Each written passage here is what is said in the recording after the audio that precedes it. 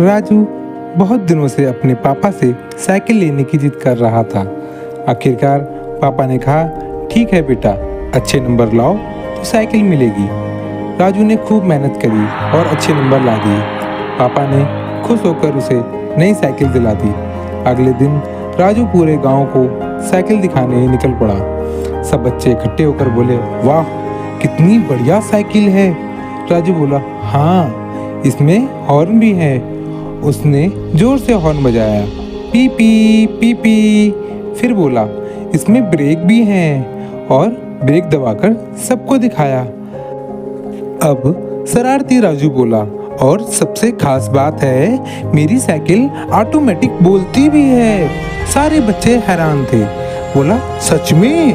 राजू जोर से बोला, हाँ देखो। और फिर खुद चिल्लाया, अरे हटो रास्ता दो वरना मैं गिर जाऊंगा, अरे हटो रास्ता दो वरना मैं गिर जाऊंगा। सारे बच्चे ठहाके मार के हंसने लगे। राजू बोला, देखा बोली ना मेरी साइकिल। स्कूल में परीक्षा चल रही थी। पप्पू हमेशा की तरह पढ़ाई किए बिना ही पहुंच गया। मास्टर जी ने पेपर बांटा और कहा, सब बच्चे शांति से लिखो। पप्पू ने पेपर देखा, माथे पे हाथ मारा और बोला, हे भगवान, ये सवाल तो किताब में के हैं ही नहीं। सामने बैठे उसका दोस्त बोला, चुप रह, सबके पेपर में वही सवाल हैं जो तेरे में हैं। पप्पू ने सोचा, और थोड़ा दिमाग लगाता हूँ। वह पहला सवाल पढ़ा, सूर्य पृथ्वी के चारों ओर क्यों घूमती है? पप्पू ने लिखा, अगर सूर्य पृथ्वी के चारों ओर घूमेगा तो बिजली का बिल बहुत ही ज़्यादा आएगा। दूसरे सवाल में पूछा गया, भारत का राष्ट्रपति कौन है? पप्पू ने लिखा, सर जब तक मैं ये पेपर लिख रहा हूँ तब तक नया राष्ट्रपति आ भी सकता है, इसलिए जवाब देना रिस्की है। पेपर चेक करते समय मास्टर जी हंस हंस कर लोटपोट हो गए और बोले, पप्पू पढ़ाई तो तूने की नहीं, लेकिन कॉमेडी में तू अव्वल है। गोलू और चिंटू पक्के दोस्त थे। दोनों स्कूल में अपनी मस्ती और शरारतों के लिए मशहूर थे। एक दिन मास्टर जी पढ़ा रहे थे, बच्चों ध्यान से सुनो, बिजली कहाँ से आती है? गोलू बोला, सर जहाँ से बिल आता है। पूरी क्लास ठहाके से गूंज गई। लंच ब्रेक में दोनों ने सोचा, चलो कोई मज़ेदार काम करते हैं। गोलू ने कैंटीन से समोसा खरीदा और चिंटू से बोला, देख अब मैं इसे जादू से गायब कर दूंगा। चिंटू, कैसे? गोलू ने समोसे को मुंह में डालकर कहा, अब ढूंढो समोसा कहाँ गया। एक दिन प्रिंसिपल ने दोनों को डांटा और कहा, तुम दोनों पढ़ाई में ध्यान क्यों नहीं देते? चिंटू बोला, सर ध्यान तो हम देते हैं, पर किताब हमें वापस ध्यान नहीं देती। प्रिंसिपल भी अपनी हंसी रोक नहीं पाया और बोला, तुम दोनों को स्कूल का कॉमेडी अवार्ड मिलना चाहिए। गांव में एक लड़का था, रामू। रामू पढ़ाई में तो ज़्यादा तेज नहीं था, लेकिन उसकी अकल, चालाकी और जुगाड़ पूरे गांव में मशहूर थे। एक दिन स्कूल में मास्टर जी ने पूछा, रामू बताओ बिजली कहाँ से आती है? रामू मुस्कुराया और बोला, मास्टर जी ये तो आसान है, बिजली पड़ोस के शर्मा जी के घर से आती है। मास्टर जी चौंक गए, वो कैसे? रामू बोला, क्योंकि हमारे घर जब भी बिजली जाती है शर्मा जी चिल्लाते हैं, अरे हमारी बिजली फिर से चली गई। दूसरे दिन रामू को क्लास में देर से आने पर मास्टर जी ने पूछा, क्यों रे देर से क्यों आया? रामू बोला, मास्टर जी रास्ते में लिखा था स्कूल ए हेड गो स्लो, तो मैं धीरे धीरे आया। रामू के जुगाड़ सिर्फ स्कूल तक ही नहीं बल्कि पूरे गांव में फेमस थे। एक बार माँ ने कहा, बेटा जाकर भैंस को चारा डालाओ।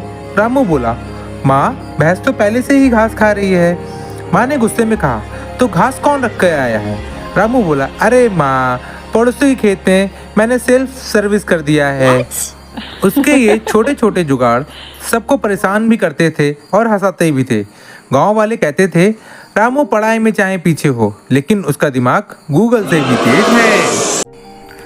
क्लास में मास्टर जी ने सब बच्चों से कहा, कल सब अपना अपना होमवर्क पूरा करके आओ।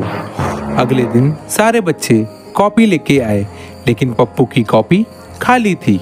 मास्टर जी ने गुस्से में बोला, पप्पू तेरा होमवर्क कहाँ है? पप्पू बड़ा मासूम बनकर बोला, मास्टर जी बिजली चली गई थी। मास्टर जी ने, तो बिजली जाने से होमवर्क क्यों नहीं किया? पप्पू, क्योंकि पापा ने बोला था अंधेरे में पढ़ाई करने से आंखें खराब हो जाती हैं। मास्टर जी बोले, ठीक है, फिर सुबह कर सकते थे। पप्पू बोला, सुबह तो पापा अखबार पढ़ रहे थे। मास्टर जी, तो इसमें तेरे होमवर्क कहाँ अटक गया? पप्पू, क्योंकि पापा ने कहा था पढ़ाई से पहले न्यूज़ पढ़ना जरूरी है। मास्टर जी गुस्से में, पप्पू सच सच बता, होमवर्क क्यों नहीं किया? पप्पू शर्माकर बोला, असल में मास्टर जी कॉपी तो कर ली थी, लेकिन कुत्ता खा गया।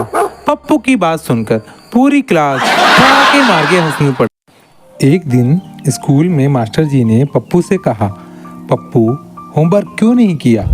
पप्पू बोला, सर मैंने तो कर लिया था, लेकिन मेरी कॉपी मेरे छोटे भाई ने पानी में भिगो दी। मास्टर जी बोले, तो कॉपी क्यों नहीं लाई? पप्पू ने मासूम चेहरा बना के बोला, सर वो तो पानी पी गया। क्लास के सारे बच्चे हंस हंस कर लोटपोट हो गए और मास्टर जी भी अपना सर पकड़कर बैठ गए। राजू बहुत दिनों से अपने पापा से साइकिल लेने की जिद कर रहा था। आखिरकार पापा ने कहा, ठीक है बेटा, अच्छे नंबर लाओ तो साइकिल मिलेगी। राजू ने खूब मेहनत करी और अच्छे नंबर ला दिए। पापा ने खुश होकर उसे नई साइकिल दिला दी। अगले दिन राजू पूरे गांव को साइकिल दिखाने निकल पड़ा। सब बच्चे इकट्ठे होकर बोले, वाह कितनी बढ़िया साइकिल है। राजू बोला, हाँ इसमें हॉर्न भी है। उसने जोर से हॉर्न बजाया, पी पी पी पी। फिर बोला, इसमें ब्रेक भी है, और ब्रेक दबाकर सबको दिखाया। अब शरारती राजू बोला, और सबसे खास बात है मेरी साइकिल ऑटोमेटिक बोलती भी है। सारे बच्चे हैरान थे। बोला, सच में? राजू जोर से बोला, हाँ देखो। और फिर खुद चिल्लाया, अरे हटो रास्ता दो वरना मैं गिर जाऊंगा, अरे हटो रास्ता दो वरना मैं गिर जाऊंगा। सारे बच्चे ठहाके मार के हंसने लगे। राजू बोला, देखा बोली ना मेरी साइकिल। एक गांव में एक पंडित जी रहा करते थे। वे बहुत ही ज्यादा विद्वान थे, लेकिन थोड़ा सा घमंडी भी था। हमेशा कहा करता था कि मुझसे बड़ा ज्ञान किसी के पास नहीं है। एक दिन किसी ने पंडित जी को तोहफे में एक तोता दे दिया। तोता बहुत ही ज्यादा चालाक था और इंसानों तरह बात कर सकता था। पंडित जी ने सोचा, अगर यह तोता श्लोक और मंत्र बोलने लगे तो पूरे गांव में मेरी इज्जत और भी ज्यादा बढ़ जाएगी। पंडित जी ने दिन रात तोते को संस्कृत में श्लोक सिखाने शुरू कर दिए। कई दिनों की मेहनत के बाद एक दिन गांव वाले पंडित जी के घर आए। पंडित जी ने गर्व से पिंजरा खोला और कहा, लो भाई सुनो, मेरा तोता संस्कृत बोलता है। सब लोग ध्यान से खड़े हो गए। तोता पिंजरे के बाहर आया और सबकी ओर देखकर बोला, पंडित जी दाना पानी दो वरना भाग जाऊंगा।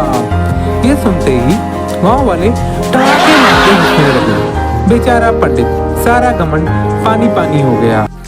एक गांव में एक आदमी अपने घोड़े पर घास लाद के ले जा रहा था। रास्ते में एक छोटा सा पुल आया। पुल के नीचे साफ सुथरा पानी बह रहा था। घोड़ा बहुत शरारती था। उसने सोचा, इतनी गर्मी है, क्यों ना थोड़ा आराम कर लूं। जैसे ही वह पुल के बीच में पहुंचा, वह अचानक से रुक गया और नीचे बहते हुए पानी को देखने लगा। घोड़े ने पानी में अपना ही चेहरा देखा और सोचने लगा, अरे वाह, यहाँ तो कोई दूसरा घोड़ा है। इसके पास भी घास है। अगर इसकी घास मेरी हो गई तो मुझे दुगनी घास मिल जाएगी। यह सोचकर घोड़ा जोर से ही निनाने लगा। पर जैसे ही उसने मुंह खोला, उसके मुंह की घास पानी में गिर गई और बह गई। अब घोड़े को समझ में आया, अरे मैंने तो अपनी ही घास गवा थी और यहाँ तो कोई दूसरा घोड़ा ही नहीं था। यह देखकर पास खड़े गांव के लोग हंसते हंसते लोग टोटे गए और बोलने लगे, अरे तू घोड़ा नहीं, तू तो गधा है। और इस कहानी से घोड़े को सीख मिली कि लालच करने से अपना ही नुकसान होता है। कभी कभी अपने ही हाथ की चीजें निकल जाती हैं। धन्यवाद। स्कूल में परीक्षा चल रही थी। पप्पू हमेशा की तरह पढ़ाई किए बिना ही पहुंच गया। मास्टर जी ने पेपर बांटा और कहा, सब बच्चे शांति से लिखो। पप्पू ने पेपर देखा, माथे पे हाथ मारा और बोला, हे भगवान, ये सवाल तो किताब में के हैं ही नहीं। सामने बैठे उसका दोस्त बोला, चुप रह, सबके पेपर में वही सवाल हैं जो तेरे में हैं। पप्पू ने सोचा और थोड़ा दिमाग लगाता हूँ। वह पहला सवाल पढ़ा, सूर्य पृथ्वी के चारों ओर क्यों घूमती है? पप्पू ने लिखा, अगर सूर्य पृथ्वी के चारों ओर घूमेगा तो बिजली का बिल बहुत ही ज्यादा आएगा। दूसरे सवाल में पूछा गया, भारत का राष्ट्रपति कौन है? पप्पू ने लिखा, सर, जब तक मैं ये पेपर लिख रहा हूँ तब तक नया राष्ट्रपति आ भी सकता है, इसलिए जवाब देना रिस्की है। पेपर चेक करते समय मास्टर जी हंस हंस कर लोटपोट हो गए और बोले, पप्पू, पढ़ाई तो तूने की नहीं, लेकिन कॉमेडी में तू अव्वल है। ऐसी और कहानियां सुनने के लिए हमारे चैनल को लाइक करें, कमेंट करें, शेयर करें और हमारे चैनल को सब्सक्राइब करना ना भूलिएगा। धन्यवाद।